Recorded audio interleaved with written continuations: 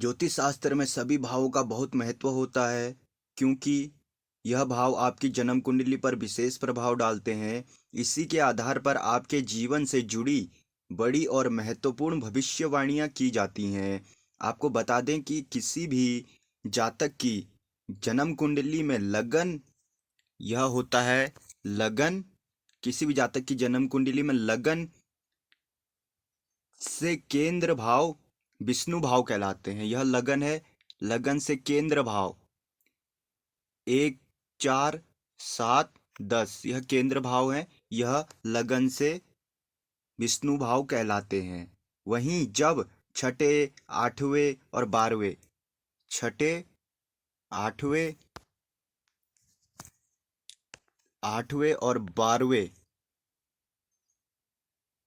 इन भावों के स्वामी युति संबंध बनाते हैं, तब विपरीत राजयोग बनता है। वह जातक को अद्भुत परिणाम देता है। जब जातक की जन्म कुंडली में चंद्रमा 11वें घर में हो और देवगुरु बृहस्पति तीसरे घर में स्थित हो, ऐसी स्थिति में जातक की जन्म कुंडली में राजयोग की स्थिति निर्मित होती है।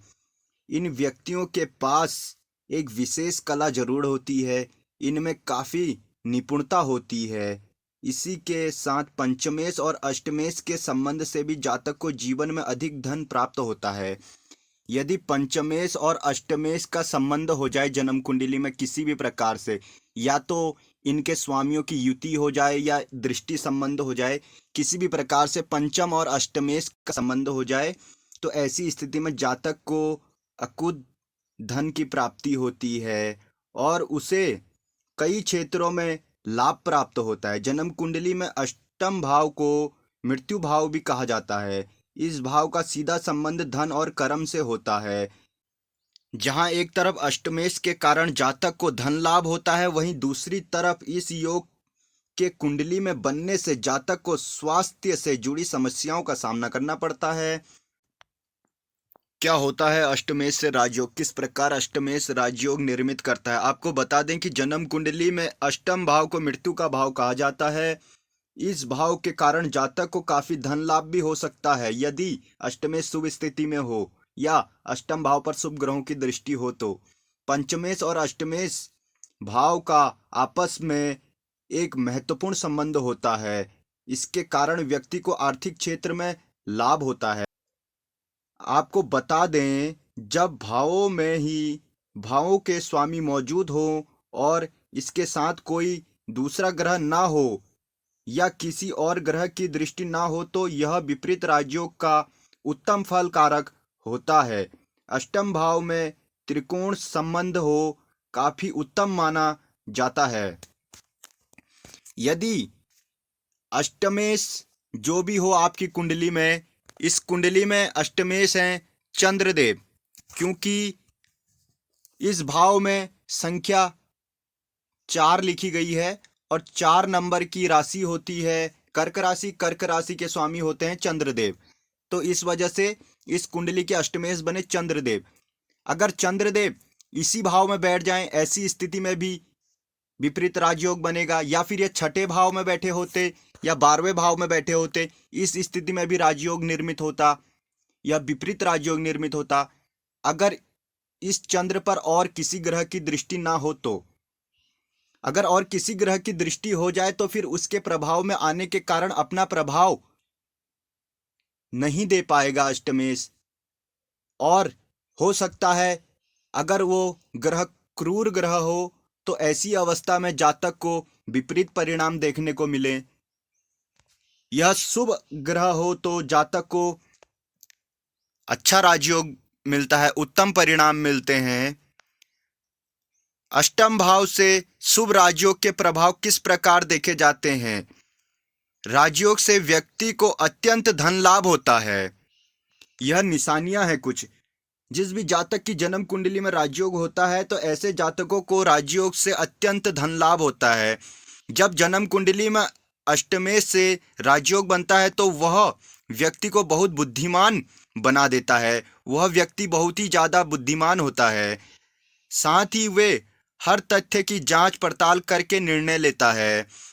राजयोग के कारण व्यक्ति को काफी अच्छी शिक्षा प्राप्त होती है। यह जातक काफी बुद्धिमान होते हैं और अपने परिवार में बहुत ज्ञान प्राप्त करते हैं। साथ ही इन लोगों की रुचि दर्शन शास्त्र में ज्यादा होती है। अष्टमेश जब नवम भाव से संबंध बनाता है तो यह काफी उत्तम माना जाता है। संत व सन्यासियों की कुंडली में यही योग बनता है। अष्टम भाव यदि नवम भाव से संबंध बना ले तो ऐसी अवस्था में जातक को यह संत बना देता है। यह लोग काफी भाग्यशाली होते हैं। राजयोग बनने के बाद व्यक्ति के जीवन में पैसे की कभी कोई कमी नहीं रहती। जीवन में सभी सुख सुविधाएं मिलती हैं। जब जन्म कुंडली में राजयोग बनते हैं तो उस व्यक्ति की संतान भी भाग्यशाली होती है। वहीं यह जातक अपने शत्रुओं पर विजय प्राप्त करते हैं। साथ ही इन व्यक्तियों की पत्नी का संबंध धनी परिवार से होता है। वहीं राजयोग के कारण जातकों को अपने पूर्वजों से भी काफी धन आदि प्राप्त होता है। जिस किसी जातक के अष्टमेश का संबंध लाभ भाव से होता है तो ऐसे जातकों का स्वास्थ्य ज्यादातर खराब रहता है।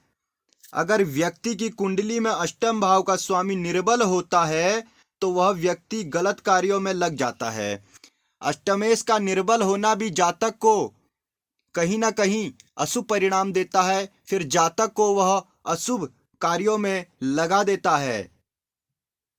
इसके कारण उस व्यक्ति की समाज में छवि खराब हो जाती है। अष्टमेश का संबंध जब त्रिकोण भाव से होता है तो व्यक्ति काफी रहस्यमय बन जाता है। अष्टमेश का जब केंद्र के भाव से या त्रिकोण के भाव से संबंध बन जाए तो ऐसी स्थिति में जातक को यह काफी रहस्यवादी बना देता है। जातक अत्यंत ही रहस्यमय प्रवृत्ति का होता है। यह लोग अपने जीवन में गलत रास्ते पर चलकर तरक्की को पाते हैं। अष्टम भाव का संबंध धर्म या कर्म भाव से होता है तो व्यक्ति अपने जीवन में बहुत जल्दी उन्नति प्राप्त कर लेता है। यदि अष्टम भाव का संबंध धर्म या कर्म यानी कि नवम या दसम भाव से संबंध हो तो ऐसी स्थिति में जातक बहुत जल्दी उन्नति प्राप्त कर लेता है। लेकिन यह उन्नति गलत रास्ते पर चल के उस जातक को मिली हुई होती है। वहीं अष्टम भाव की दशा अंतरदशा होने पर जातक के जीवन में अचानक परिवर्तन होता है और जातक को उन परिवर्तनों का कोई अनुमान नहीं होता।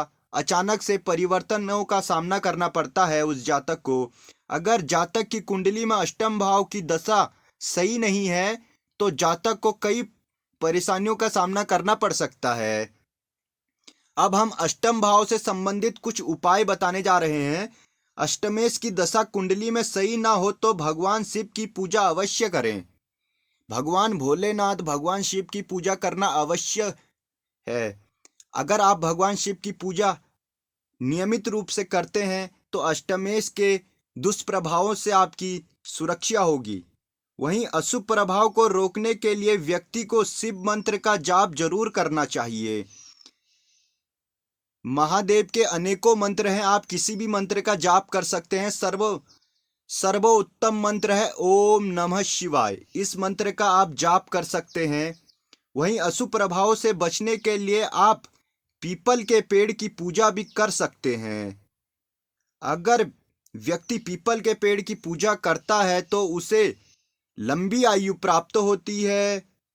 पीपल के पेड़ की पूजा करना शुभ माना गया है क्योंकि पीपल में सभी देवी देवताओं का वास माना जाता है। यदि आप पीपल के पेड़ की पूजा करते हैं तो आपके कुंडली में अष्टमेश ही नहीं बल्कि और भी सभी के सभी ग्रह दुरुस्त हो जाएंगे, सभी आपको शुभ परिणाम देने लग जाएंगे। यदि आप पीपल के पेड़ की पूजा करते हैं तो आपको रोजाना स्नान करके महामृत्युंजय मंत्र का जाप करना चाहिए।